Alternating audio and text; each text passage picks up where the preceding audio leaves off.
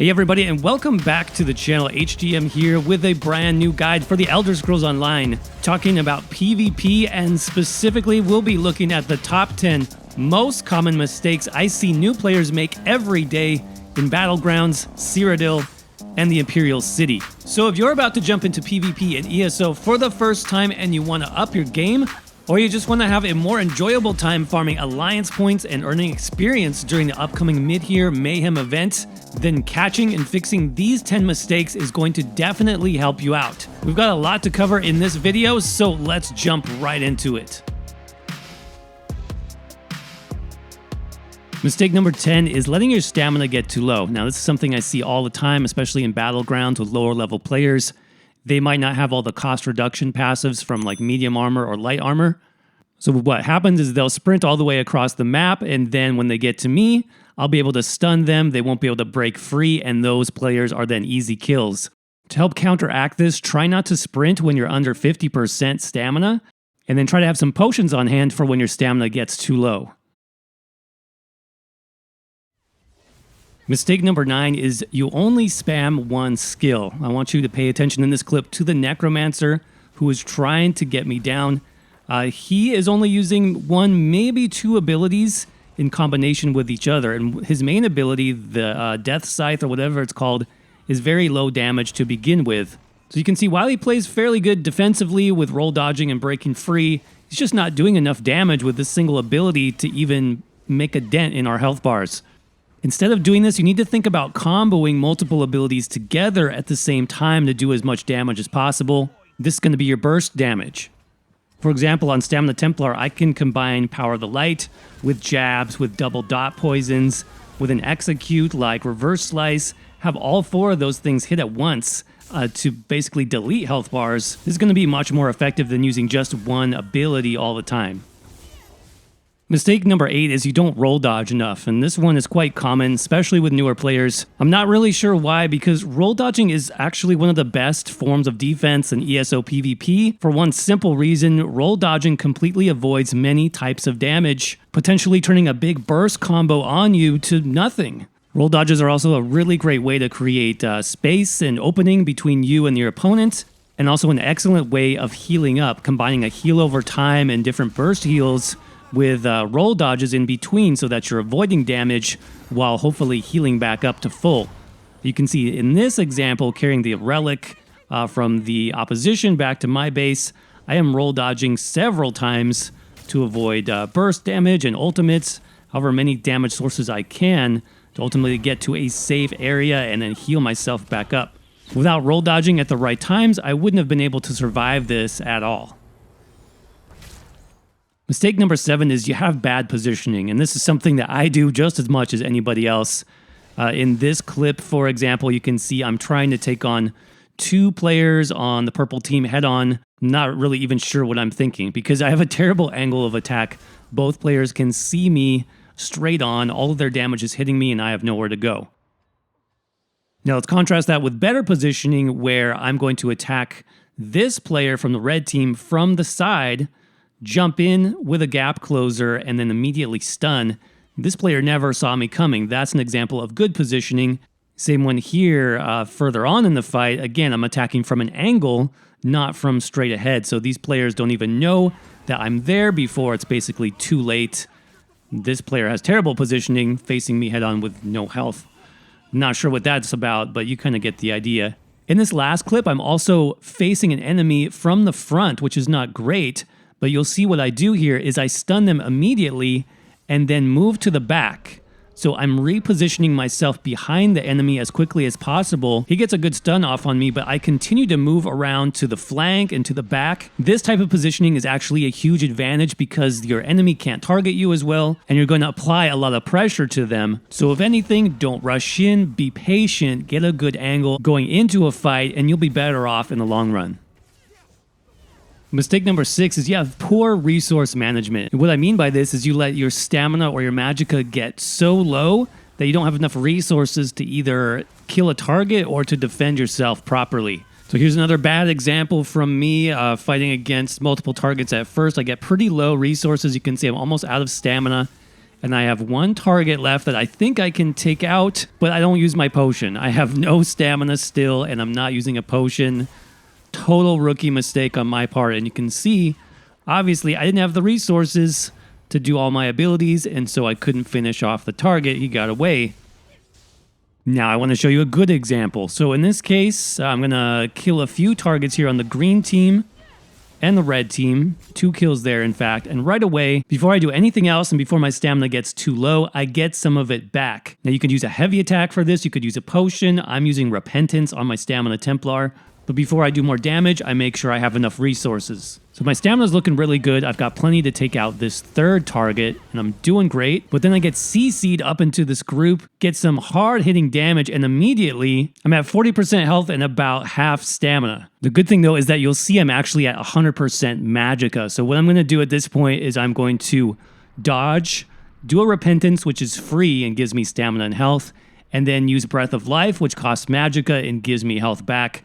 This lets me get to almost full health without using any stamina, and my stamina is also regioning back to full at the same time. This is good resource management, using your other pool, either magicka or stamina. If it's full, try to use it for something because it's not doing you any good otherwise.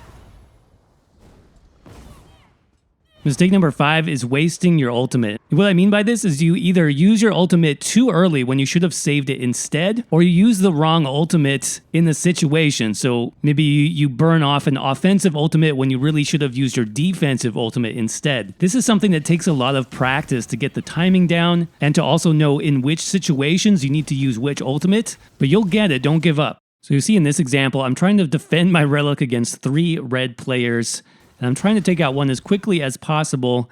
For some reason, I burned my ultimate on the other player, I guess maybe to defend the relic, but unfortunately it does almost no damage, and so that's basically a wasted ultimate. I wish I had saved that at this point, because now you can see the other team is doing a permafrost, as well as Dizzy Swing spamming me to death. I should have died here, and so it would have been great if I had my defensive ultimate for me and my entire team.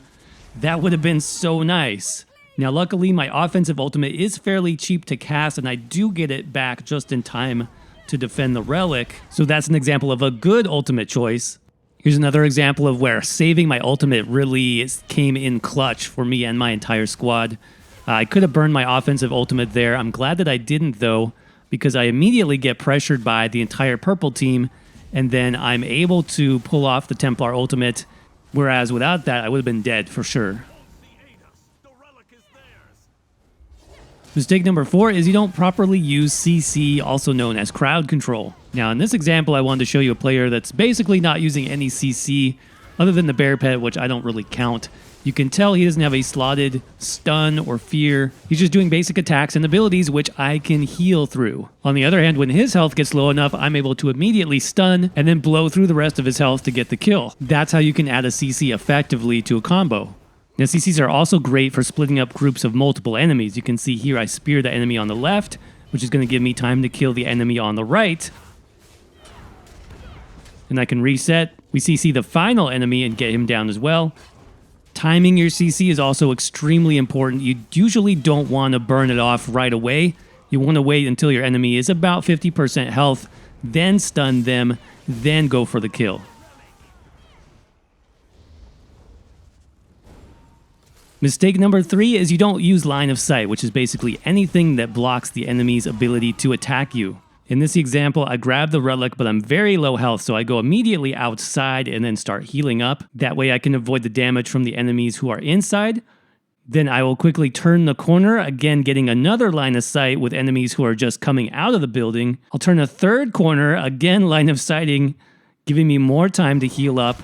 Then I'll quickly backtrack through the entire group of enemies and then try to get away as quickly as possible. Even while I run away, I'm getting line of sight behind the pillars inside the building. I run around 5 pillars in total to avoid damage, and then finally, I'm going to dodge behind this rock. That's another line of sight. And then finally, I'm going to go behind the rocks here, and I have time now to use my ultimate and heal back up. So again, without line of sight, none of this would have been possible. I would have died quite quickly. Mistake number 2 is something I see all the time, especially with newer players, and that is you don't heal. Now, self-healing is an absolute necessity in PvP. Remember that more often than not, you will not have a healer in your group, or even if you do, they may not be with you at the time. So as soon as you start taking damage, you need to be healing up. This next example, 2 out of the 3 players on this team have not bothered to heal, which is going to make them easy kills for me and the rest of my group. Remember, you want to be as close to full health as much of the time as possible. So even if you've only taken a little bit of damage, throw on a heal over time ability to get your health back up to full. If you're taking lots of damage, that's where you need burst heals on top of your heal over times. Once you get used to this, healing yourself just becomes automatic. Like in this example where I've taken a little bit of damage from a Nightblade, I just throw on my Vigor, heal over time, and I get back to full without really thinking about it. I want to show you this example one more time because it really pulls together all the techniques as far as healing, like heal over time, burst healing, healing with your off resource, and then all the defensive strategies as well, like line of sight and dodge rolling. So in this example, I get popped down really low, about 25% health. I immediately dodge roll, get repentance, heals from breath of life and rally, and then vigor. So that's every single type of healing rolled into about 4 or 5 seconds. Bottom line, make sure you're healing in as many different ways as you can. And our number 1 mistake that really, if you can work on this, if you can fix this, then you're going to improve a lot. And that is picking the wrong fight or the wrong target. And this clip of defending the Chaos Ball is a perfect example where players are going on the offensive, they're attacking us, but only one player at a time. You never want to do 4v1 in a battleground, and so this is an example of picking the wrong fight. Now, if you have to fight against multiple enemies, and honestly, sometimes you will, just try to pick the best target. That's going to be the enemy that's taking the most damage the fastest, so you can get them down quickly, and also ideally an enemy on the perimeter, on the edge of the fight, so you're going to take less damage and less pressure. I'll show this clip again because it's a great example of picking the wrong fight. 1v2 out in the open with no cover, no line of sight. I don't have good positioning or the ability to strike first. So yeah, I should have just ran away from that one. Keep in mind also that a lot of times a fight will turn midway through where you think you have the advantage and suddenly you lose the advantage. Remember, just because you started a fight doesn't mean you have to finish it if the odds are no longer good for you. Like in this fight, for example, I almost have the group's healer down in a quick 1v1 when suddenly the entire group comes back and it's now 4v1. Nope, no thank you. There's no way I can get the healer down with those odds against me. Reset the fight, reposition, and by doing that, I don't get the healer, but I do get another enemy down. And I didn't die, so it worked out great. And with that said, those are the top 10 mistakes that I see in PvP in the Elder Scrolls Online. Like I'm sure you could see in the clips, I make plenty of these same mistakes. I'm not the best at PvP, but I do enjoy it from time to time. One of my favorite things to do actually is take a low-level character, like say level 15 or 20, and just level them up through PvP, through Battlegrounds and Cyrodiil. It's totally different than leveling up a character through PvE, and you start thinking about your skills differently, you start thinking about your build and your gear sets differently, and it's actually kind of a lot of fun. So with Mid-Year Mayhem coming up, I definitely recommend, if you haven't done that, try some PvP, get in there, use these tips, and I think you'll have a lot of fun too. Of course, if you have any tips that I missed or common mistakes that you see a lot in PvP, let us know what those are in the comments section below. Helping each other learn and enjoy the game is one of the best things about this channel. So with that said, thank you all again so much for watching. We'll end the video with a little bit more PvP clips for you. I hope you're doing well, stay safe out there, and I will see you around in the next video.